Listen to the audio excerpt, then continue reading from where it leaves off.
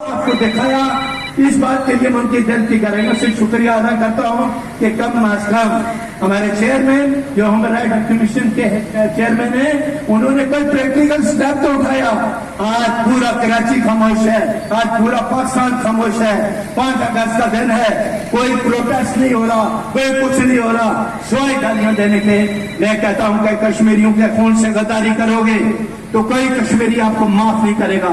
میں یہ ان جذبات کا اظہار بحیثیت کشمیری کے کر رہا ہوں۔ میرا تعلق اس سے فکر سے ہے، میں اس کی حیثیت سے یہ بات کر رہا ہوں اور یہ سارے عام کہتا ہوں اور بغیر کسی ڈر و خوف کے کہتا ہوں کہ کشمیر کے متعلق جو سازش ہو رہی ہے اس کو ختم کرو۔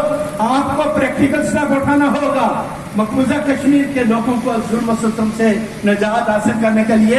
اگر آپ کوئی عملی سٹیپ نہیں اٹھا سکتے تو ہمیں بتا دیں، ہم خود اس چیز کو آگے لے کے بڑھ رہے ہیں۔ آفت سے جو کشمیر کے اندر مومنٹ چل رہا ہے ساتھ دینا چاہیے۔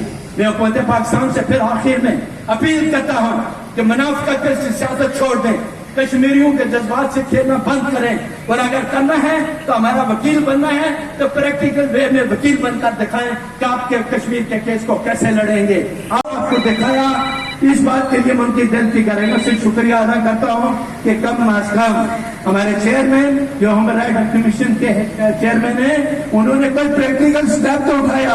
آج پورا کراچی خاموش ہے، آج پورا پاکستان خاموش ہے۔ 5 اگست کا دن ہے، کوئی پروٹیسٹ نہیں ہو رہا، کوئی کچھ نہیں ہو رہا سوائے گالیاں دینے کے۔ میں کہتا ہوں کہ کشمیریوں کے خون سے غداری کرو گے تو کوئی کشمیری آپ کو معاف نہیں کرے گا۔ میں یہ ان جذبات کا اظہار بحیثیت کشمیری کے کر رہا ہوں۔ میرا تعلق اس سے فکر سے ہے، میں اس کی حیثیت سے یہ بات کر رہا ہوں اور یہ سارے عام کہتا ہوں اور بغیر کسی ڈر و خوف کے کہتا ہوں کہ کشمیر کے متعلق جو سازش ہو رہی ہے اس کو ختم کرو۔ آپ کو پریکٹیکل سٹیپ اٹھانا ہوگا مقبوضہ کشمیر کے لوگوں کو ظلم و ستم سے نجات حاصل کرنے کے لیے۔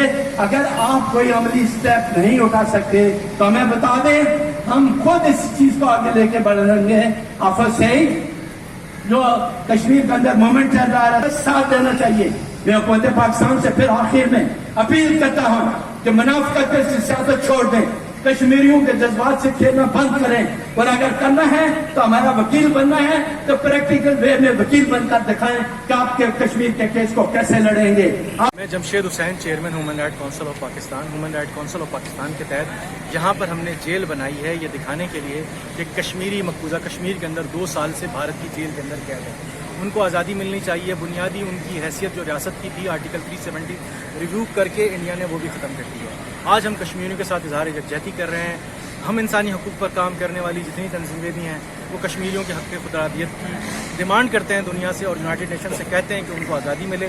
وہ اس قید کے اندر ہیں جہاں پر بچے، بوڑھے، بزرگ سارے قید ہیں۔